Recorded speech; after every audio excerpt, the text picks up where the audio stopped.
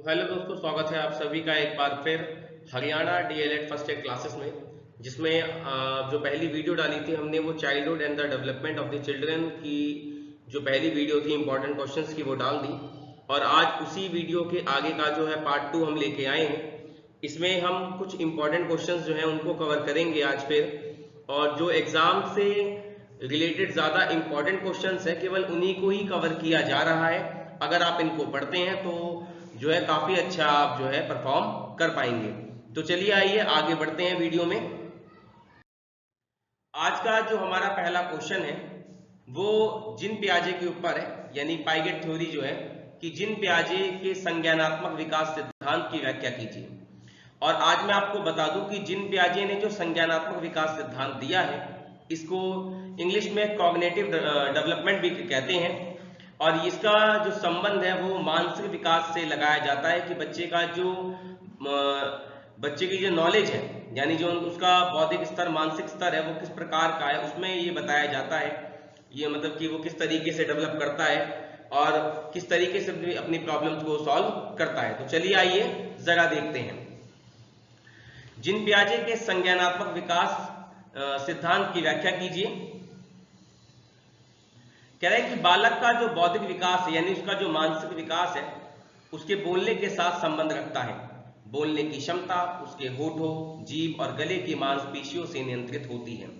बालक पहले बोलना सीखता है, उसके बाद विशेष प्रयास के बाद ही उसे पढ़ना आता है। पढ़ने की क्षमता विकसित करने में आंखों की मांसपेशियों का नियंत्रण होना जरूरी है। संज्ञानात्मक विकास का व्यापक स्तर पर जो अध्ययन किया है, इसको जो स्टडी किया है वो स्विट्जरलैंड के प्रसिद्ध मनोवैज्ञानिक जिन पियाजे ने किया है। पियाजे के अनुसार संज्ञान यानी ज्ञान प्राणी का वह ज्ञान है जिसे वह वातावरण के संपर्क में आने पर प्राप्त करता है। बच्चे को नॉलेज कब मिलती है? जब वो पर्यावरण के साथ या वातावरण के साथ संबंध स्थापित करता है, बाहर से सीखता है। बालक द्वारा प्राप्त वह ज्ञान भंडार विकास की प्रत्येक अवस्था में बदलाव रहता है। जैसे जैसे बच्चा डेवलप करता है, जैसे जैसे उसकी एज बढ़ती है, उसी के साथ जो है उसकी नॉलेज में भी बदलाव आते हैं, क्योंकि पुराने ज्ञान के साथ नया ज्ञान ऐड होता चला जाता है। यह जो अध्ययन उन्होंने जो इस संज्ञानात्मक विकास को जो पेश किया, यह अध्ययन उन्होंने स्वयं के 3 बच्चों और अन्य बच्चों पर किए थे। बच्चे जन्म से लेकर किशोरावस्था तक किस तरीके से सोचते हैं, इस पक्ष पे पर्याप्त खोज करने के बाद पियाजे ने बच्चे के विभिन्न आयु वर्ग के बीच उनके मानसिक विकास की क्रमिकता, मतलब जो स्टेजेस चल रहे हैं, उनको देखा कि किस तरीके से बदलाव आ रहे हैं, परखा और उसे 4 चरणों में विभक्त किया जो निम्नलिखित प्रकार से है। जो पहला स्टेज है उसको हम बोलते हैं संवेदी अवस्था या गतिवाही अवस्था। सेंसर मोटर पीरियड जो है ये जन्म से 2 वर्ष का टाइम होता है। और फिर दूसरा जो आता है वो आता है पूर्व संक्रियात्मक अवस्था, प्री ऑपरेशनल स्टेज, जो कि 2 से 7 वर्ष के बच्चों में देखी जाती है। फिर आता है स्थूल संक्रिया अवस्था, कॉन्क्रीट ऑपरेशनल स्टेज, ये 7 से 11 वर्ष के बच्चों में है। और फिर आती है औपचारिक संक्रिया अवस्था, फॉर्मल ऑपरेशनल स्टेज, जो कि 12 से 15 वर्ष के बच्चों में आता है। तो ये अलग अलग स्टेजेस बनाए गए हैं उम्र को देखते हुए कि बच्चों में क्या क्या बदलाव आते हैं, इस समय क्या क्या चेंजेस उनमें देखने को मिलते हैं। तो चलिए आइए आगे बढ़ते हैं। यहाँ पे पाइगेट की जो थ्योरी है उसके बारे में बताया गया है। जैसे पहला स्टेज यहाँ पे जो हमने पीछे पढ़ा कि सेंसर मोटर स्टेज है वो ये वाला है। इस टाइम पे जो बच्चा किस तरीके से चीजों को देखता है, एक टक लगाए आंखों को, मतलब जैसे आप उसके सामने कोई चीज आ गई, कोई आ गया तो वो एक टक लगाए देखता है, उसे कोई चीज चाहिए तो वो रो के दिखाएगा। फिर ये जो प्रिपरेशनल स्टेज है इसमें खिलौना आयु उसको बोलते हैं, जब बच्चे को खेलना पसंद होता है।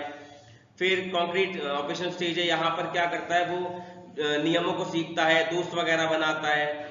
फिर एक फॉर्मल ऑपरेशनल स्टेज आती है, यहाँ पर जो है बेसिकली किशोर हो जाता है, उस समय टीनेज एज भी कहते हैं इसको। यहाँ पे प्रॉब्लम्स को सॉल्व करना, सिचुएशन को समझना काफी उसके लिए आसान हो जाता है। तो इस तरीके से यहाँ चीजों को दिखाया गया है। अब आगे बढ़ते हैं, इनको जरा स्टडी करते हैं। सबसे पहले जो हमने अवस्था बताई थी कि संवेदीय पेशीय अवस्था या गतिवाही अवस्था जिसे हम कहते हैं, यह अवस्था जन्म से लेकर 2 वर्ष तक होती है। इस अवस्था में बच्चा केवल अपनी संवेदनाओं, अपने इमोशन को शारीरिक क्रियाओं की सहायता से ज्ञान प्राप्त करता है। आपने छोटा बच्चा देखा होगा, छोटा बच्चा अगर उसे भूख लगी तो रो के दिखाएगा, है ना। तो वैसे ही जिसमें बच्चा इंद्रियों के जरिए, मतलब अपने सेंसर्स के जरिए वस्तुओं, ध्वनियों, स्पर्श, रसों, जो भी मतलब स्वाद है और गंध का अनुभव करता है, इस अवस्था में, इस एज में बच्चा बाहरी वातावरण और उसके इंद्रियों के मध्य पारस्परिक आदान प्रदान होने से इस चरण में मानसिक क्रियाएं घटित होती हैं। बाहर जो चीज वो देखता है उसी प्रकार से वो रिएक्ट करता है। भाषा और विकास की कमी होती है इस एज में। वह अपने अनुभवों को इंद्रियों द्वारा व्यक्त करता है, अपने सेंसर्स को एक्टिव रखता है। जैसे वस्तु अगर उसके सामने कोई लाओगे तो टकटकी लगाकर देखेगा, भूख लगने पर रोएगा आदि। यह सभी क्रियाएं उसकी बौद्धिक क्रियाएं कहलाती, मतलब जो भी सब कुछ होगा वो मेंटली, मतलब माइंड से जो है चल रहा है इस समय। सेकेंड स्टेज है पूर्व संक्रियात्मक अवस्था। संज्ञानात्मक विकास की दूसरी अवस्था 2 से 7 वर्षों तक मानी जाती है। इस अवस्था में बालक स्वयं केंद्रित न रहकर दूसरों के संपर्क से ज्ञान प्राप्त करता है। बच्चे की जो पहचान है, उसकी क्षमता में इस समय परिवर्तन आने लगता है। शब्द ज्ञान में वृद्धि हो जाती है, थोड़ा सा बोलने लगता है। अब वह स्वयं भी शब्दों का प्रयोग करने लगता है, परंतु उसके तर्क चिंतन, जो सोचने का ज्ञान है, वो उसे नहीं होता। जैसे कि बालक को यह पता है कि आजादी, स्वतंत्रता दिवस, गणतंत्र दिवस आदि विद्यालय में मनाए जाते हैं, परंतु उसे यह ज्ञान नहीं होता कि यह उत्सव यानी कि यह दिवस क्यों मनाए जाते हैं। इस आयु में बालक अपने खिलौनों के प्रति विशेष लगाव रखता है। खिलौने उससे बहुत प्यार करता है और उसे वास्तविक मानते हैं। वो मतलब जो उसके पास खिलौने हैं वो उसको सच मानते हैं। तरह तरह की बिना सिर पैर की बातें बनाते हैं। इस समय अकेले बैठे घंटों अपने आप से बातें करते रहते हैं। पियाजे ने इसे कलेक्टिव मोनोलॉग कहा है। इस अवस्था में बालक ख्याली दुनिया में खोए रहते हैं। यथार्थ यानी कि जो वास्तविकता, सच्चाई है, उनके लिए कोई विशेष महत्व नहीं रखती है। यानी अपनी ही दुनिया में इस समय बच्चा बिल्कुल खोया हुआ है। आगे बढ़ते हैं स्थूल संक्रिया की अवस्था, जो तीसरा स्टेज है। संज्ञानात्मक विकास की जो तीसरी अवस्था है, ये 7 से लेकर 12 वर्ष तक मानी गई है। विकास के इस चरण में बच्चे अधिक व्यवहारशील एवं यथार्थवादी होने लगते हैं। यानी उनके बिहेवियर हो गया, उनके सोचने की शक्ति थोड़ा बेटर हो जाती है। वे इस समय सत्य को समझ सकते हैं। बालक अब 2 वस्तुओं के बीच समानता व अंतर करना सीख जाता है। अगर आप उसके सामने 2 चीजें रखोगे, सेम भी रखोगे, तो वो बता देगा दोनों में सिमिलर क्या है और दोनों में डिफरेंस, अंतर कितना है। इस अवस्था में बालक के भीतर जिन प्रमुख क्षमताओं और योग्यताओं का विकास होता है, इनको पियाजे ने निम्नलिखित प्रकार से विश्लेषित किया, बताया। मतलब पियाजे ने हर एज के हिसाब से बच्चे में जो चेंजेस आ रहे हैं ना, उन सबको क्या कर दिया है, बता दिया है। वह ज्ञान जो किसी पदार्थ या रूप में परिवर्तित हो जाने के बाद भी मात्रा में, संख्या, भार, वेट, आयतन की दृष्टि से समान अथवा अपरिवर्तित हो, उसे कंजर्वेशन कहा जाता है। पियाजे ने विभिन्न अलग अलग अवस्थाओं के बालकों को बिठाकर उनके सामने 2 कांच के जार लिए। एक जार पतला, जो मतलब जग टाइप में जार पतला है लेकिन लंबा है, और दूसरा चौड़ा है और छोटा है। उसने पहले पतले जार में पानी भर दिया और उस पानी को चौड़े जार में डाल दिया। चौड़े जार में पानी लंबे जार की अपेक्षा कम ऊंचाई में आया। मतलब एक लंबा जार है हाइट में, उसमें पानी डाला होगा तो पानी ऊंचाई तक आ गया होगा, और एक जार चौड़ा है, लंबाई नहीं चौड़ाई है, उसमें डाला होगा तो उसमें पानी की हाइट कम आ रही होगी, क्योंकि उसमें कम ऊंचाई में इसलिए है क्योंकि वो चौड़ा है। पियाजे ने अलग अलग आयु के बालकों से एक एक करके पानी की मात्रा के बारे में पूछा। पूर्व संक्रियात्मक अवस्था के बच्चों ने बताया कि पहले जार में पानी अधिक है, परंतु स्थूल संक्रियात्मक अवस्था वाले बालकों ने बताया कि पहले जार में पानी ज्यादा है, जो पतला वाला है, परंतु स्थूल संक्रियात्मक जो तीसरी अवस्था वाले बच्चे हैं, उन्होंने बताया कि दोनों जारों में पानी की मात्रा बराबर है। इस प्रयोग द्वारा पियाजे इस निष्कर्ष पर पहुंचे कि कंजर्वेशन की क्षमता 7 से 12 वर्ष के अधिकांश बालकों में पाई जाती है। मतलब वो डिफरेंस निकालना जानते हैं, उससे पहले की अवस्था के बालकों में वो नहीं होता। इस समय बालकों में संख्या बोध होता, संख्या का पता लगा सकते हैं, नंबर्स का। इस अवस्था में बालकों की संख्याओं का ज्ञान भी पर्याप्त मात्रा में हो जाता है। वह विभिन्न अलग अलग वस्तुओं को गिन सकते हैं, उन्हें काउंटिंग वगैरह सब कुछ पता रहता है। क्रमानुसार व्यवस्था, अगर आप उन्हें कोई चीज दोगे तो सीक्वेंस में लगा सकते हैं उसको। वो पियाजे के अनुसार इस अवस्था में बालक विभिन्न वस्तुओं को क्रम अनुसार लगा सकते हैं, जैसे कि वे अपने खिलौनों को उनके आकार के अनुसार क्रम में सजाते हैं। फिर आता है वर्गीकरण। 7 से 12 वर्ष की आयु के जो बालक होते हैं वो विभिन्न प्रकार की वस्तुओं को अनेक प्रकार से बांट सकते हैं। यह वर्गीकरण, जो ये चीजों को बांटना होता है, वो विभिन्न वस्तुओं के रंग को देखकर, भार वजन को देख के, आकार आदि के आधार पर वो डिफरेंस कर सकते हैं। पारस्परिक जो संबंध निकालना होता है, इस अवस्था में बालक कारण तथा कार्य के संबंध को अच्छी तरह समझने लगता है कि काम क्यों हो रहा है, कैसे हो रहा है। जैसे उनके द्वारा कोई काम खराब होने पर उसके परिणामों को वह आप सोच पाते हैं कि परिणाम क्या होगा, या तो पिटाई होगी या तो तारीफ होगी। तो ये तीसरी अवस्था थी। अब आते हैं अगली अवस्था पे, औपचारिक संक्रिया अवस्था। यह जो चौथी अवस्था है, यह अवस्था किशोरावस्था के आसपास यानी 12 वर्ष के बाद शुरू होती है। संज्ञान जो है यानी संज्ञान विकास की अंतिम अवस्था में बालक के भीतर जो सबसे अधिक महत्वपूर्ण विशेषता विकसित होती है वह तार्किक चिंतन की क्षमता, सोचने की क्षमता इसमें डेवलप हो जाती है। समस्याओं का तर्कपूर्ण लॉजिक तरीके से समाधान कर सकता है बालक। इस अवस्था की मुख्य विशेषता निम्नलिखित है। पहला, तार्किक चिंतन की क्षमता का इसमें विकास होता है, वो लॉजिक लगाने लग जाता है और चीजों को बहुत ही इजीली प्रॉब्लम्स को सॉल्व कर सकता है। समस्या समाधान की क्षमता आ जाती है इस एज में। वास्तविक सच्चा क्या है, कल्पना क्या है, उसमें अंतर समझने लगता है, सच क्या है, झूठ क्या है। वास्तविक जो अनुभव है, जो उसके रियल एक्सपीरियंस है, उसको काल्पनिक परिस्थितियों में प्रक्षेपित करने की क्षमता होती है। क्या कल्पना में जाएगा, क्या असली अनुभव है, वो सब कुछ समझने लगता है। परिकल्पना को विकसित करने की क्षमता, कल्पना है, कल्पना को आगे कैसे लेके जाना है वो भी क्षमता उसमें आ जाती है। विसंगति जो बुराइयां हैं उसको समझने की क्षमता होती है। विचार के संबंध में विचार करने या चिंतन की क्षमता, सोचने की क्षमता, किसी बात को लेकर विचार करने की क्षमता इस समय उसमें आ जाती है। अतः निष्कर्ष हम ये कह सकते हैं कि बच्चे के तार्किक सोचने की, चिंतन की जो क्षमता है उसमें नए नए विचारों का इस एज में उदय होता है। नई तकनीकों को समझने की लगन आज जागती है। काम को समझकर करने की दृढ़ इच्छा, मतलब मजबूत इच्छा, इरादे उत्पन्न होते हैं। इस प्रकार बालक का विकास एक दृढ़ मजबूत इच्छा शक्ति वाले और प्रत्येक कार्य को समझकर करने वाले नागरिक के रूप में होता है। इस अवस्था में जिस भी काम को वो करता है वो बड़ा सोच समझकर करने लगता है। अब आते हैं संज्ञानात्मक विकास के ज्ञान का शिक्षक के लिए क्या उपयोग है। जब संज्ञानात्मक विकास का उपयोग आया है तो ये ज्ञान शिक्षकों के लिए क्या फायदे रखता है। संज्ञानात्मक विकास जो है उसका ज्ञान शिक्षक को विभिन्न आयु वर्गों की विशेषताओं के आधार पर पाठ्यक्रम निर्माण में करने में सहायक है। बच्चों के संज्ञानात्मक विकास को ध्यान में रख के, उनकी एज को ध्यान में रख के सिलेबस, करिकुलम वगैरह जो है तैयार किया जा सकता है। यह इस आयु वर्ग के बालकों के व्यवहार की विशेषताओं को समझकर उनके लिए सही दिशा निर्देश तथा जानकारी प्रदान करते हैं। इंस्ट्रक्शन कैसे बनानी है, क्या करना है, वो सब इस समय पता लग जाता है इस थ्योरी के द्वारा। यह बालकों के व्यवहार में सही परिवर्तन लाने के लिए आवश्यक विधियों और तकनीकों के चयन में सहायक है। जो संज्ञानात्मक विकास थ्योरी हमने पढ़ी है ना, उससे हम बालक में जो व्यवहार हो रहे हैं उसके लिए कौन से मेथड सही रहेंगे, कौन सी टेक्नोलॉजी सही रहेगी, वो हम आसानी से चुन सकते हैं। इस थ्योरी के ज्ञान से अध्यापक को सहगामी क्रियाओं और अनुभवों के चयन और योजना बनाने में सहायता मिलती है कि बच्चे की से किन किन चीजों का फायदा हो सकता है, वो अनुभव और वो योजना जो है टीचर बना सकता है। यह शिक्षण की सही विधि के निर्धारण में सहायक है कि टीचिंग मेथड क्या अपनाना है, इससे ये पता चल सकता है। यह अधिगम मतलब सीखने को अच्छा बनाने के लिए अच्छा शिक्षा वातावरण तैयार करने में सहायक है ये तरीका। यह अध्यापक की सहायता से बालकों का सही मानसिक विकास करने में महत्वपूर्ण भूमिका निभा सकता है। बालकों की आवश्यकता अनुसार सही पाठ्य पुस्तकों का चयन में सहायक है कि किस स्टेज पे कौन सी बुक सही रहेगी।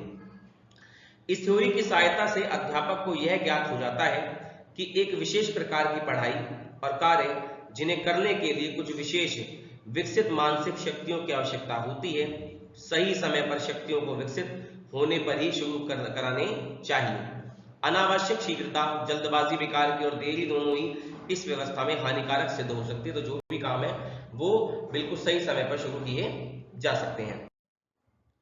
अब इस समय इस जो हमने थ्योरी पढ़ी है इससे अध्यापक छात्रों में सृजनात्मकता, क्रिएटिविटी क्षमता विकसित करने का प्रयास कर सकता है कि बच्चा खुद से सीखेगा, क्रिएटिव बनेगा। इस संज्ञानात्मक विकास के द्वारा अध्यापक इस अवस्था में आने वाली विभिन्न समस्याओं जैसे झूठ बोलना, बहाने बनाना, इधर उधर की बातें करना आदि पे कंट्रोल कर सकता है, क्योंकि टीचर को पहले ही एज के हिसाब से सारी चीजों का पता लग चुका है ना कि बच्चा किस एज में क्या करेगा, कैसे आगे बढ़ेगा, इस एज में क्या क्या चेंजेस आते हैं, तो उसी के अकॉर्डिंगली वो अपनी स्ट्रेटेजीज जो है बनाता है। इस प्रकार एक अध्यापक मानसिक वृद्धि एवं विकास के सभी पहलुओं और उनके विभिन्न स्तरों पर होने वाले सामान्य और विशेष परिवर्तनों को ध्यान में रखते हुए अपने छात्रों को मानसिक वृद्धि और विकास के पथ पर अच्छी तरह से आगे बढ़ाता है। वह न केवल उनकी मानसिक शक्ति और योग्यताओं के विकास में सहायता करता है, बल्कि उन्हें इन शक्तियों और योग्यताओं का उसके स्वयं और समाज के लाभ को ध्यान में रखते हुए विवेक और बुद्धिपूर्ण उपयोग करने में भी समर्थ बना सकता है। बढ़ते हैं आगे अगले क्वेश्चन की तरफ। व्यक्तित्व क्या है, इसकी प्रकृति का वर्णन कीजिए। बेसिकली व्यक्तित्व का मतलब आपको पता होगा कि व्यक्तित्व जो है उसको पर्सनैलिटी को कहा जाता है। व्यक्तित्व शब्द अंग्रेजी भाषा के पर्सनैलिटी शब्द का ही हिंदी अनुवाद है। पर्सनैलिटी शब्द लैटिन भाषा के पर्सोना से विकसित हुआ है, जिसका जो अर्थ होता है वो मुखौटा या नकली चेहरा होता है। प्राचीन काल में एक आम या शिक्षित पढ़े लिखे व्यक्ति के लिए व्यक्तित्व से अर्थ था शारीरिक रचना, रंग, रूप, वेशभूषा से।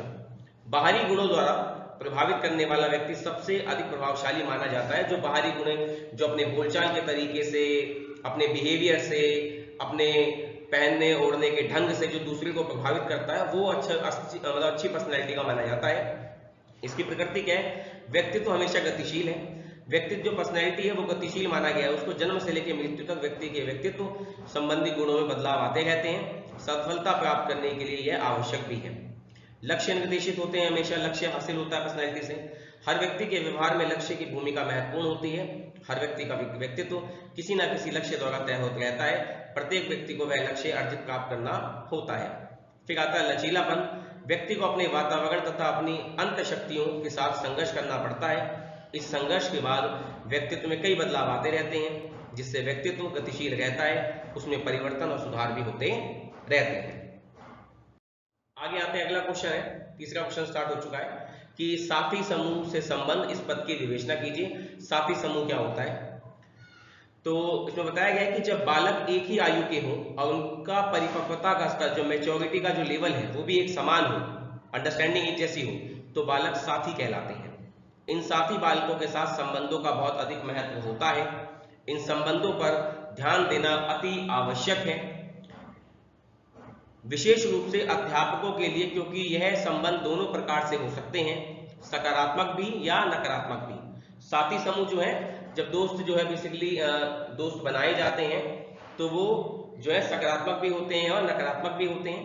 यह जो प्रभाव है वो विभिन्न पक्षों को प्रभावित करते हैं। यह पक्ष है साथियों से मित्रता और यौन, प्रतिस्पर्धा और सहयोग, प्रतिस्पर्धा, द्वंद्व, कन्फ्लिक्ट, आक्रामकता, क्रूरता आदि।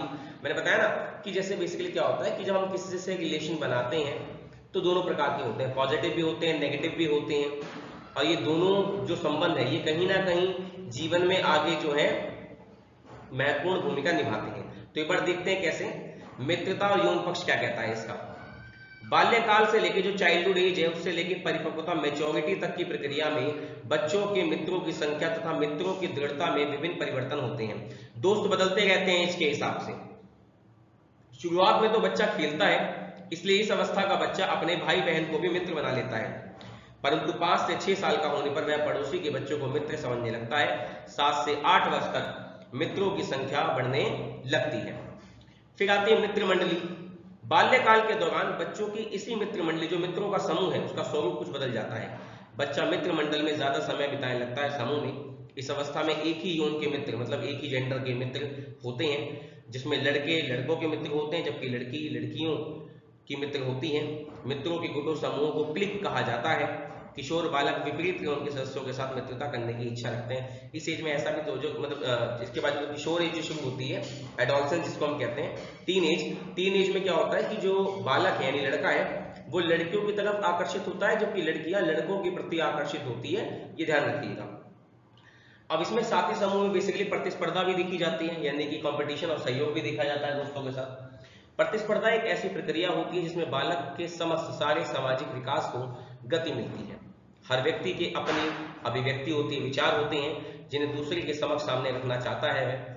किसी अभिव्यक्ति विचार की तुलनात्मक जांच को प्रतिस्पर्धा शब्द द्वारा पेश किया जाता है। जब हम अपने विचारों को दूसरे से कंपेयर करते हैं तो उसमें कहीं ना कहीं प्रतिस्पर्धा देखी जाती है। जबकि सहयोग एक समाज पक्षी व्यवहार का एक कमजोर स्वरूप होता है, जिसे हम सहयोग कहा जाता है। यह एक सामाजिक प्रक्रिया है। सहयोग जो है वो ये समाज पक्ष होगा, वैसे कोई बात नहीं, चलिए। तो यह सहयोग जो है वो 2 या 2 से अधिक व्यक्ति समूह के बीच होता है।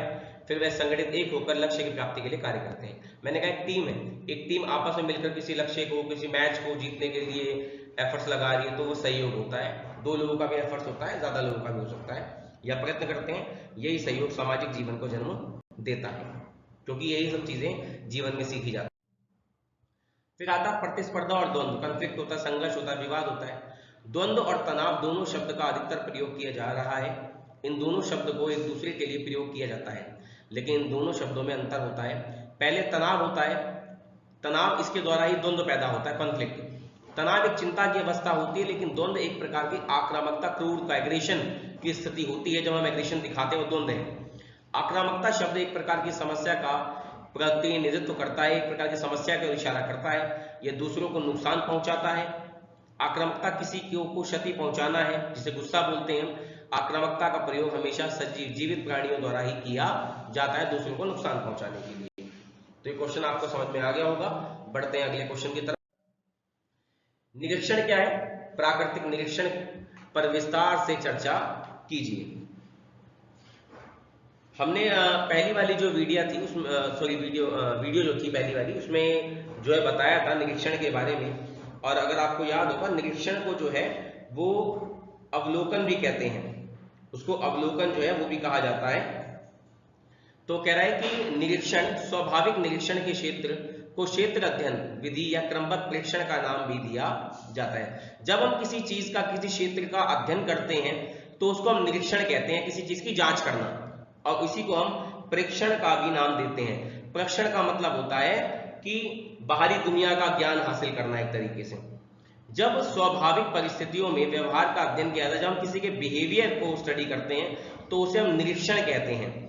इस विधि का प्रयोग पशुओं के व्यवहार का अध्ययन करने के लिए किया जाता है, जैसे कि बंदर, बिल्ली, चींटियां आदि के व्यवहारों का अध्ययन उनके स्वाभाविक रूप से रहने के स्थान पर जाकर किया जाता है। एग्जाम्पल, मुझे चींटियों के बारे में जानना है तो मैं चींटियों का बिल देखूंगा, चींटियां किस तरीके से कार्य करती है, किस तरीके से एक चीज के पीछे, कोई चीज खाने की चीज के पीछे कैसे जाती है। आपने देखा होगा चींटियां लाइन लगा के जाती हैं एक के पीछे। असल में क्या होता है, कोई एसिड छोड़ती हुई जाती हैं और उसकी स्मेल को सूंघते हुए सारी चींटियां उसके पीछे पीछे चलती चली जाती हैं और लगातार ये क्रिया होती रहती है।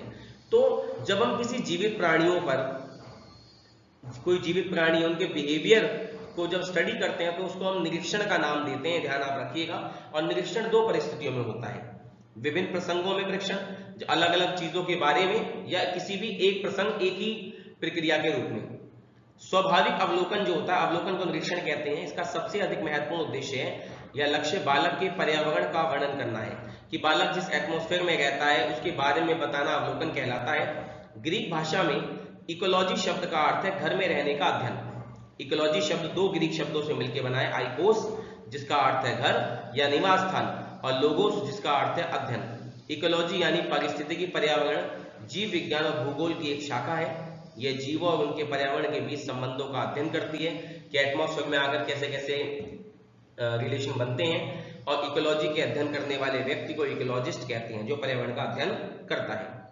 मनोविज्ञान में, साइकोलॉजी में इस शब्द का संबंध उन परिस्थितियों की श्रृंखला से, उन परिस्थितियों से है जिनमें व्यक्ति कार्य करता है तथा भूमिका निभाता है। मनोविज्ञान बच्चों में और प्रौढ़ों में अंतक्रिया या बच्चों में आपस में ही आमने सामने अंतक्रिया का अवलोकन करते हैं कि बच्चों और बड़ों में किस तरह की क्रिया होती है, उनमें क्या संबंध है, ये सब चीजों का अध्ययन इसमें निरीक्षण में किया जाता है।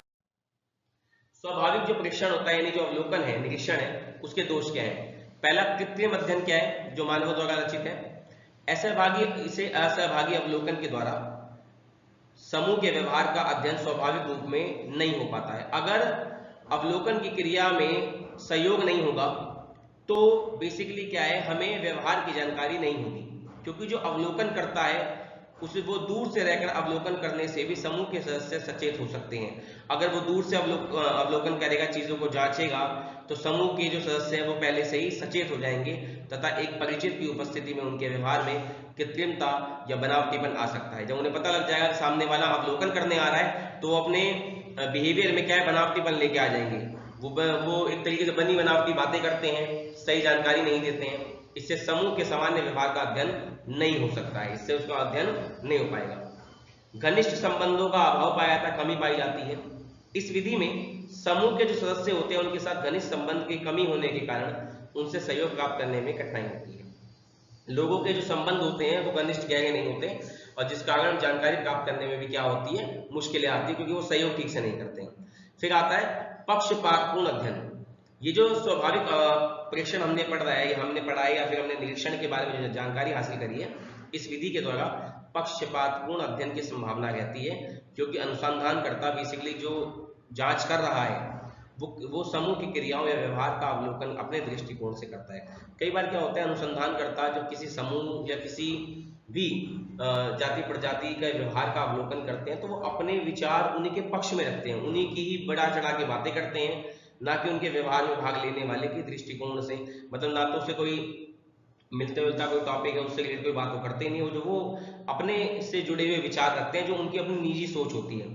इससे वह कई घटनाओं और व्यवहारों का वास्तविक महत्व समझने में भी असमर्थ रहता है। तो जो सही ज्ञान होता है वो नहीं मिल पाता है। वह बहुत सी क्रियाओं और व्यवहारों का अर्थ अपने दृष्टिकोण से लगाता है। इससे अध्ययन में पक्षपात के पनपने की संभावना बनी रहती है। कई बार व्यक्ति क्या करता है, दूसरे को लेकर केवल अपने ही विचार, अपनी ही बात रखता है, और वो जो बात होती है वो उसके अपने निजी विचार होते हैं, वो ये दिखाना चाहता है कि वो विचार सबके लिए, जबकि परंतु ऐसा होता नहीं है। अन्य सीमाएं हैं। इस विधि में अवलोकनकर्ता केवल उन्हीं घटनाओं का अवलोकन कर सकता है जो उसके समूह सामने घटती है। अवलोकनकर्ता क्रम में सभी क्रियाओं का अवलोकन नहीं कर पाता है। अवलोकनकर्ता बिना समूह सदस्यों से पूछे और बिना समूह की क्रियाओं में भाग लेने से केवल थोड़ी सी क्रियाओं के अवलोकन मात्र से समूह के व्यवहार को ठीक से समझ नहीं सकता है। इस समय आगे बढ़ते, परिपक्वता के अर्थ को स्पष्ट कीजिए। संप्रत्यय मतलब अर्थ होता है, और विकास के सामान्य सिद्धांतों की इस समय व्याख्या कीजिए। विकास के वैसे सामान्य सिद्धांत हमने पहले पार्ट में पढ़ लिए थे, वृद्धि विकास के सिद्धांत तो बता रखे हैं, आप देख लीजिएगा, बट यहाँ भी शॉर्ट में हमने बता रखे हैं। परिपक्वता का अर्थ मैंने आपको बता दिया था, मैच्योरिटी से। सीखने और परिपक्वता में गहरा संबंध होता है, बल्कि यह कहना गलत नहीं होगा कि अधिगम परिपक्वता पर ही आधारित है। यदि कोई व्यक्ति किसी विशेष कार्य को सीखने के लिए परिपक्व या मैच्योर है तभी वह सीख पाएगा, अन्यथा उसके लिए उस कार्य को सीखना कठिन होगा। कक्षाओं में बच्चों की बुद्धि, योग्यता और क्षमता आदि में परिपक्वता ग्रहण करनी सिखाई जाती है। कि कक्षा में बच्चों को यही सिखाया जाता है कि चीज़ों को कैसे मैनेज करना है, कंट्रोल करना है, कैसे किसी काम को अच्छे प्रकार से करना है। बच्चों को सिखाई जाने वाली क्रियाएं बच्चों की आयु स्तर के अनुसार होनी चाहिए तथा उसमें परिपक्वता, तभी उसमें परिपक्वता आ पाएगी।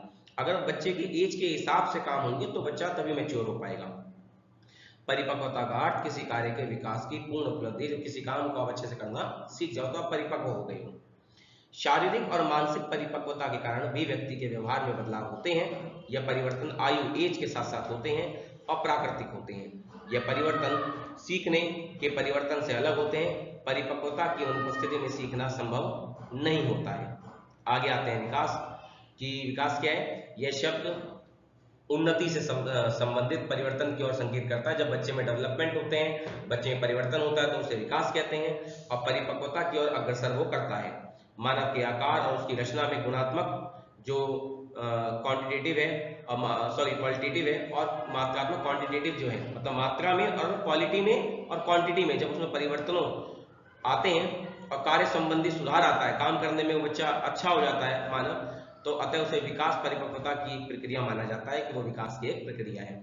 बच्चा धीरे धीरे डेवलप हो रहा है, उसमें कई सारे गुणों का विकास हो रहा है। कुछ ऐसी चीजें हैं जो दिख रही हैं, कुछ ऐसी चीजें जो नहीं दिख रही है, बट वो डेवलप हो गया, तो वही विकास है। अब यहाँ विकास के सिद्धांत की बात करते हैं, और फर्स्ट वीडियो में जो है इनके बारे में बता भी रखा है कि इसे निरंतरता का सिद्धांत कहते हैं, जो कंटिन्यूस चलता रहता है विकास। एकीकरण का सिद्धांत कहते हैं क्योंकि ये सब चीजों को साथ लेके चलता है। एक रूपता का सिद्धांत है। व्यक्तिगत भिन्नता का सिद्धांत है, सभी में विकास एक तरह से होता सिर से ही शुरू होकर पैर तक चलता है। वातावरण के संयुक्त परिणाम का सिद्धांत है, बच्चा जिस वातावरण में रहेगा वैसा ही विकास उसका होगा। विकास की दिशा का सिद्धांत है, विकास एक दिशा में होता है। विकास गुणात्मक भी है, मात्रात्मक भी है। विकास की भविष्यवाणी की जा सकती है, बच्चे का जब विकास होता है तो हम भविष्यवाणी कर सकते हैं कि भविष्य में चल के वो बच्चा कैसे आगे बढ़ेगा। विकास सामान्य से विशेष की ओर होता है, पहले सामान्य बदलाव आते हैं, फिर विशेष बदलाव आते हैं। और दर में विभिन्नता का सिद्धांत है, विकास दर में विभिन्नता होती है, किसी में कम होता है विकास तो किसी में ज्यादा होता है। ठीक है ना? तो आई होप भी आपको अच्छे समझ में आ गया होगा। बढ़ते हैं अगले क्वेश्चन। अगला क्वेश्चन है, अनाथालयों में बालक पर एक संक्षिप्त लेख लिखिए। अनाथ शब्द से अभिप्राय है वह बालक जिसने अपने माता पिता को ही खो दिया, उसे अनाथ कहा जाता है। अर्थात अनाथ वह होता है जिसे अपने माता पिता द्वारा स्थायी रूप से छोड़ दिया जाए। विकसित देशों में अनाथ कोई कोई ही होता है। अनाथों की संख्या युद्ध क्षेत्र में अधिक होती है, जहां पर युद्ध होते हैं, क्योंकि वहां पे युद्ध में कई लोग मारे जाते हैं और बच्चे जो है अनाथ हो जाते हैं, जैसे कि अफगानिस्तान। और करंट की अभी जो वर्तमान 2024 की सिचुएशन है, जिसे आपने देखा होगा, इजराइल और गाजा, लेबनान पे अटैक हो रहा है, ईरान पे अटैक हो रहा है, और रूस और यूक्रेन में होगा, तो कई लोग, हजारों लोग जो है मारे जा रहे हैं। तो उसमें कई सारे बच्चे क्या हो रहे हैं, अनाथ हो गए, क्योंकि वो अपने माता पिता को खो रहे हैं। काल्पनिक कथाओं में, कहानियों में भी अनाथों की चर्चा अधिक होती है। इसी प्रकार धार्मिक पुस्तकों में भी उनकी चर्चा हुई है। जिन संस्थाओं में अनाथों की देखभाल की जाती है उसे अनाथालय या अनाथ आश्रम कहा जाता है। इनमें अनाथ बच्चे रहते हैं, वह बच्चे जिनके माता पिता मर जाते हैं। अनाथ आश्रमों को पहले ऑर्फेनोटोफिया कहा जाता था। ये एक साथ है, ध्यान रखिएगा। मैं यहां से इसको कर देता हूं।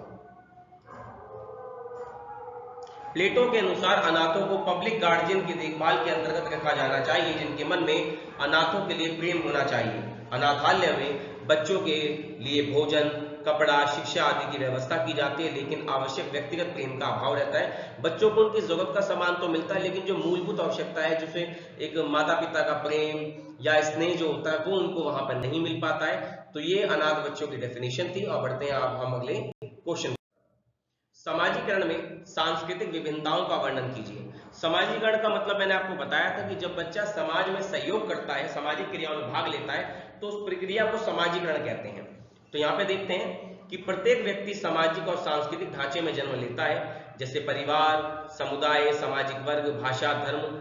इसके द्वारा वह विभिन्न अलग अलग सामाजिक संबंधों का विकास कर लेता है, सबसे टच में रहता है और अपना विकास करता है। किसी भी बच्चे का सामाजिक ढांचा इस बात को प्रभावित करता है कि वह पुरस्कारों, दंड और अनुदेशन, जो उसको इंस्ट्रक्शन मिल रहे हैं, निर्देशन, उनके माध्यम से किस प्रकार चिंतन और व्यवहार करना सीखता है। समाजीकरण में देखा जाता है कि बच्चा, जब बच्चे को हम पुरस्कार दे रहे हैं, सम्मानित कर रहे हैं, रिस्पेक्ट दे रहे हैं, या उसको दंड दे रहे हैं, इंस्ट्रक्शन मिल रहे हैं, तो किस प्रकार से वो अपने बिहेवियर को मतलब कंट्रोल कर रहा है, बिहेवियर जो है बिहेवियर के अनुसार जो है आगे बढ़ रहा है। ये सब चीजें समाजीकरण में देखी जाती है और समाज में वो यही सब चीजें सिखाई जाती है उसको। इस ढांचे में शामिल होते ही स्कूल, पड़ोस, घर, धर्म और कानून लागू करने वाली एजेंसियां, सब कुछ शामिल है। बालक के सभी के साथ इसमें अंत क्रिया इसी ढांचे का भाग है। मतलब बालक स्कूल के साथ भी क्रिया करता है, पड़ोस के साथ भी करता है, घर के साथ भी है, धर्म भी है, कानून भी है, और जितनी भी एजेंसियां हैं सबके संपर्क में वो आता है और उनके साथ क्रिया करता है। यही समाजीकरण कहलाता है। समाज के कई समूह होते हैं और उनकी कई संस्कृतियां होती हैं। समाज में कई लोग हैं, कई तरह की संस्कृतियां हैं जो धर्म या सामाजिक वर्गों से संबंधित होती हैं। यदि किसी बड़े क्षेत्र में केवल एक ही संस्कृति प्रमुख है तो उसके मूल्य, नियम सही माने जाते हैं। जैसे मान लो किसी बड़े क्षेत्र में एक ही कल्चर के लोग रहते हैं, तो वो जो मूल्य, जो नियम अपना रहे हैं, वो सही मानते हैं। यह विकास परिवार और समूह के साथ साथ स्कूलों और सरकारों में भी प्रमोट किया फिर उस समय जाता है। धन, व्यवसाय, काम और शिक्षा भिन्नताएं पैदा करती है। पैसा, काम और शिक्षा जिस प्रकार की लोगों को मिलेगी, वैसे उनमें अंतर जाएंगे। अधिक धन वाला अमीर होगा, कम धन वाला गरीब होगा। अच्छे काम करने वाले का भी विकास होगा, कम काम करने वाले का नहीं होगा। सेम शिक्षा के स्तर में भी एक बुद्धिमान होगा तो दूसरा क्या होगा, जो है कमजोर होगा काफी। इन आर्थिक, राजनीतिक और सामाजिक अंतरों को समाज का हर सदस्य स्वीकार करता है और कुछ लोग इनका विरोध भी करते हैं। किसी एक संस्कृति में कोई सामान्य व्यवहार दूसरी संस्कृति में स्वीकार्य हो सकता है, लेकिन कई ऐसी संस्कृतियां हैं जो लगभग दुनिया में सभी जगह अस्वीकार्य है। कुछ बातें ऐसी होती है जो जहां दुनिया में उनका हर जगह विरोध होता है, जैसे हिंसा, चोरी, रेप आदि। इनका दुनिया में हर देश क्या करता है, विरोध करता है। माता पिता का बच्चों पर प्रभाव। छोटे बच्चों को जो वातावरण सबसे अधिक प्रत्यक्ष रूप से प्रभावित करता है वह घर में परिवार होता है। माता पिता दो प्रकार से बच्चों को प्रभावित करते हैं। वे बच्चों के व्यक्तित्व, उनके जीवन को उन तरीकों से सही रूप प्रदान करते हैं जिनसे वे विशेष व्यवहारों के लिए प्रतिक्रिया करते हैं। वे बच्चे को वो एटमॉस्फेयर देते हैं जिसमें रहकर वो एक अच्छा बिहेवियर सीखता है। माता पिता अपने बच्चों के विकास को उन तरीकों को चेंज करते हैं, उनके विकास के लिए उन चीज़ों को अपनाते हैं और प्रभावित करते हैं जिनके सामने उन्हें पेश किया जाए, जैसे कि वो आगे जाएंगे। जैसे बाहर की व्यवस्था कैसी है तो उसके लिए वो बच्चों को बाहर लेके जाते हैं। टीवी कार्यक्रम जिन्हें देखने की वह इजाज़त देते हैं कि उन कुछ शोज ऐसे हैं या कुछ चैनल्स ऐसे हैं जिनको देखकर वो सीखेगा, ठीक है, जिनको देखकर उसे ज्ञान मिलेगा। तो वो वही चीजें बच्चे को देते हैं जिससे बच्चे को सही जो है एजुकेशन और सही रास्ता मिलेगा, ठीक है। तो वही चीजें वो बच्चे के सामने रखते हैं, चाहे वो सही टीवी शो हो, चाहे वो सही बाहर का वातावरण हो, वो बच्चे को वही चीजें प्रदान करते हैं जिससे उसका विकास अच्छे प्रकार से हो पाएगा। तो ये आपको समझ में आ गया होगा। बढ़ते हैं आगे। मानवतावादी सिद्धांत का वर्णन कीजिए। तो कह रहा है कि बालक के विकास की व्याख्या करने वाले सिद्धांत को दो भागों में बांटा जा सकता है। कुछ सिद्धांत नियम यह मानते हैं कि बालक में व्यवहारगत जो बदलाव होते हैं वो जन्मजात उत्पन्न होते हैं। दूसरे सिद्धांत यह है कि बालक द्वारा ज्यादातर जो व्यवहार पर्यावरणीय कारणों के प्रभावों से सीखे जाते हैं। कुछ लोगों का मानना है सिद्धांतों का कि बच्चे में जो बदलाव ज्यादातर आते हैं वो एटमॉस्फेयर पर्यावरण के द्वारा आते हैं। इस संदर्भ में मैस्लो और कार्ल रॉजर्स के नाम प्रमुख हैं। मैस्लो ने 1954 और कार्ल रॉजर्स ने 1961 में अपने सिद्धांतों का प्रतिपादन किया, अपने सिद्धांत को पेश किया। उन्हीं के दृष्टिकोण को मानवतावादी सिद्धांत के नाम से जाना जाता है। विकास के मानवतावादी सिद्धांत का केंद्रीय बिंदु यह है कि बालक कई अमनोवैज्ञानिक क्षमताओं और शक्तियों का केंद्र होता है। विकास क्रम में हर बालक स्वयं को पहचानने की क्षमता विकसित कर लेता है। उसने अपनी क्षमताओं और सीमाओं को ध्यान में होने लगता है।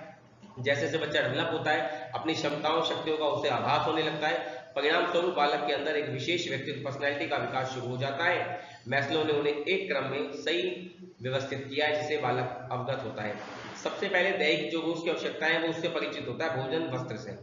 फिर धीरे धीरे सुरक्षा संबंधी आवश्यकताओं से पता लगती है कि घर का निर्माण, घर में किस तरीके से रहना है, घर में कैसे चलना है, बैंक में धन कैसे जमा करना है, ये इसकी सुरक्षा है फ्यूचर को लेकर के। फिर संबंध की आवश्यकता आती है, विभिन्न समुदायों से जुड़ता है वो। प्रतिष्ठा सम्मान की आवश्यकता होती है, सम्मान हासिल करना चाहता है, अच्छे काम करता है। फिर आत्मसिद्धि होती है कि समाज और मानवता और ईश्वर के प्रति वो अपने कर्तव्यों को निभाता है, तो उसकी जो है आत्मसंतुष्टि भी उसे मिलती रहती है। अब यहाँ पे कुछ शॉर्ट क्वेश्चंस दे रखे हैं कि जैसे पहला है कि क्रियात्मक विकास किसे कहते हैं। तो क्रियात्मक का अर्थ उन योग्यताओं से है जो शारीरिक, मांसपेशियों, नाड़ियों की क्रियाओं के द्वारा संभव होती है, जो हमारे मसल्स के द्वारा होती है। इन क्रियाओं के माध्यम से शारीरिक गतियों पर नियंत्रण करना ही क्रियात्मक विकास होता है। फिर आता है संस्कृति किसे कहते हैं। संस्कृति शब्द संस्कार शब्द का बदला हुआ रूप है। संस्कार से हमारा अर्थ कुछ विशेष कृत्य कार्य अर्थात कुछ विशेष प्रकार के कार्य जो व्यक्ति को करने ही पड़ते हैं। समाज में रहकर बालक द्वारा सीखा गया व्यवहार ही संस्कृति कहलाता है। संस्कृति मानव निर्मित है। हर कोई व्यक्ति अपने कल्चर से जुड़ा हुआ है, अपने रीति रिवाज परंपराओं को मानता है, वही संस्कृति है। फिर आता है धीमा सीखने वाला। धीमा सीखने वाला जो बिल्कुल स्लो सीखता है। माँ बाप तथा अध्यापक कुछ समय बाद यह अनुभव करने लगते हैं कि बालक सामान्य धारा से हटकर दूसरे बच्चों से अलग है। मतलब जो बच्चों की ग्रोथ है, जो सिंपली ग्रोथ है, बच्चे इस तरीके से डेवलप कर रहे हैं, वो बच्चा उनसे काफी ज्यादा पीछे है। यह सकारात्मक और नकारात्मक भी हो सकता है। जब नकारात्मक हो तो उसे पिछड़े बालकों की श्रेणी में रखा जाता है। जब बच्चा जरूरत से ज्यादा स्लो चल रहा होता है तो उसे पिछड़ा बालक कह देते हैं और उनकी पढ़ाई की अलग से पढ़ाई की व्यवस्था की जाती है, उन्हें एक्स्ट्रा क्लासेस दी जाती है। इसे धीमा सीखने वाला कहा जाता है। विशेष शिक्षा क्या है। विशेष शिक्षा का अर्थ ऐसी शिक्षा से है जो अलग प्रकार के बच्चों को दी जाती है, जो बिल्कुल विशेष प्रकार के हैं। जैसे मानसिक रूप से कोई बीमार है, सुन नहीं सकता, बोल नहीं सकता, देख नहीं सकता, ठीक है, या कोई उसमें फिजिकली या हैंडीकैप कह सकते हो, जो शारीरिक या मानसिक रूप से ग्रस्त होते हैं। मानसिक रूप से ग्रस्त, श्रवण शक्ति ना होना, सुनने की शक्ति ना होना, देखना सकते हो या बोल ना सकते हो, ऐसे बच्चों को दी जाने वाली शिक्षा विशेष शिक्षा कहलाती है। फिर आ सकता है निशक्तता यानी बिल्कुल कमजोर। बालक के जीवन में किसी विशेष पहलू या लक्षण उसे सामान्य से असामान्य की ओर ले जाते हैं। असमानता सकारात्मक भी हो सकती है और नकारात्मक भी हो सकती है। कई बार बच्चा इक्वल नहीं होता तो वो पॉजिटिव भी और नेगेटिव भी होता है। कई बहुत बुद्धिमान होते हैं, कई बहुत ज्यादा कमजोर भी होते हैं। ऐसे बालकों को विशिष्ट बालक की संज्ञा दी गई है जो या तो बिल्कुल कमजोर है या बहुत ज्यादा आगे बढ़ते हैं। संचित लेखन क्या है। संचित लेखन एक साहित्यिक उपकरण है, एक तरीका है। इसमें समान के बिखरे शब्दों को, मतलब एक जैसे बिखरे शब्दों के बिंदुओं को एक साथ रखा जाता है, जिसमें लेखन में एक सामान्य और गहरी भावना पैदा होती है। इसे आसानी से सिखाया जाता है। बच्चों को सीखने की प्रक्रिया है संचित लेखन, ठीक है। गरीबी क्या है। गरीबी का अर्थ है जब किसी व्यक्ति के पास अपनी मूलभूत आवश्यकताओं या जरूरतों को पूरा करने के लिए सुविधा नहीं होती है, वह गरीबी कहलाती है। दूसरे शब्दों में गरीबी का अर्थ है जीवन, स्वास्थ्य और कार्य कुशलता के लिए न्यूनतम छोटी छोटी उपयोग की आवश्यकताओं की प्राप्ति में अयोग्य होना, वो गरीबी है। जब किसी भी व्यक्ति को उसकी जरूरत की चीजें ना मिले तो वो गरीबी कहलाती है। बुलिंग का होता है जब बड़े बच्चे जो है छोटे बच्चों को दबाते हैं, मारते हैं या उनका शोषण करते हैं। इस प्रक्रिया में तंग करने का व्यवहार प्रदर्शित किया जाता है, लेकिन इस प्रक्रिया के मूल में आक्रामकता, गुस्से की या एग्रेशन की भावना शामिल होती है। इस प्रक्रिया में बड़े और शक्तिशाली बच्चे अपने से छोटे कमजोर बच्चों का शारीरिक उत्पीड़न करने का प्रयास करते हैं, उन्हें नुकसान पहुंचाने की कोशिश करते हैं, वो बुलिंग है। फिर प्रतिभावान बालक जो बहुत ही ज्यादा बुद्धिमान हो, प्रतिभाशाली बालक बच्चे वह होते हैं जो मानसिक रूप से अपनी आयु स्तर के बच्चों से किसी भी योग्यता में आगे रहते हैं। अपनी एज से और ज्यादा जो है मतलब इंटेलिजेंट होते हैं एज के बच्चों में से, उन्हें प्रतिभावान कहते हैं। उनकी बुद्धि उपलब्धि सामान्य से अधिक होती है। इन बच्चों में शिक्षा योग्यता उपलब्धि का स्तर बहुत ऊंचा पाया जाता है। बहुत अच्छे जो है इनका माइंडसेट होता है, अच्छा माइंड डेवलप करता है इनका पढ़ने की शक्ति बहुत तेज होती है, इनकी बोलने की बहुत ज्यादा अच्छी होती है, अंडरस्टैंडिंग पावर बहुत अच्छी होती है। तो ऐसे बालकों को प्रतिभावान बालक कहा जाता है। सुरक्षित लगाव क्या है? लगाव की विशेषताओं में एक विशेषता सुरक्षित लगाव भी है, जिसमें लगाव का केंद्र बिंदु बच्चे के लिए सुरक्षित आधार का कार्य करता है। बच्चे को जिस व्यक्ति से लगाव होता है वह उसके साथ सुरक्षित महसूस करता है। फिर साक्षात्कार क्या है? इंटरव्यू सुना होगा आपने। साक्षात्कार एक सामाजिक प्रक्रिया का इंटरव्यू है जिसके द्वारा मौखिक मुंह से बोलकर लिखित सूचना प्राप्ति की जाती है। इस प्रक्रिया में साक्षात्कारता जो इंटरव्यू लेगा, सूचनाकर्ता जो इंटरव्यू देगा, उसके बीच आमने सामने आपसे क्रिया उत्पन्न होने का अवसर मिलता है। दोनों आमने सामने होकर सवाल जवाब करते हैं। फिर आता है वृद्धि और विकास क्या है? वृद्धि व्यक्ति के शारीरिक परिवर्तन, जैसे ये भार होगा, थोड़ा सा स्पेलिंग मिस्टेक है, कोई बात नहीं, ध्यान रखिएगा। ये पहले भी मैंने वैसे आपको बता रखा है कि वृद्धि और विकास के बारे में, ठीक है। तो ये भार है और ये आकार होगा। तो जब वृद्धि में व्यक्ति के शारीरिक परिवर्तन आते हैं, उसका भार, उसका वेट बढ़ता है, उसका आकार आदि बढ़ती है, ग्रोथ होती है उसकी बॉडी की, तो उसे हम वृद्धि कहते हैं। और विकास व्यक्ति के सामाजिक, शारीरिक, मानसिक और संवेगात्मक इमोशनल परिवर्तनों कहते हैं। विकास में सब कुछ शामिल है, जबकि वृद्धि में केवल वही परिवर्तन शामिल है जिन्हें हम देख सकते हैं, और वो बच्चे का वेट है और उसका आकार है, उसकी हाइट, ऊंचाई वगैरह है, ठीक है। तो उम्मीद करता हूँ ये वीडियो आपको पसंद भी आई होगी, कि उसमें हमने कई सारे क्वेश्चंस को कवर कर लिया है। और अगर आपको वीडियो पसंद आई है तो उसको लाइक कीजिए, शेयर कीजिए, कमेंट कीजिए और सब्सक्राइब कीजिए चैनल को। और बाकी इस वीडियो का जो PDF है वो मैं टेलीग्राम में डाल दूंगा, तो हो सका तो अगली वीडियो बहुत जल्दी ही आपको जो है मैं यहाँ पर शेयर कर दूंगा। जब तक पढ़ते रहिए और समझते रहिए, क्योंकि एग्जाम बहुत जल्दी ही है आप सभी के। तो मिलते हैं हम आपसे अगली वीडियो में, तब तक के लिए बाय।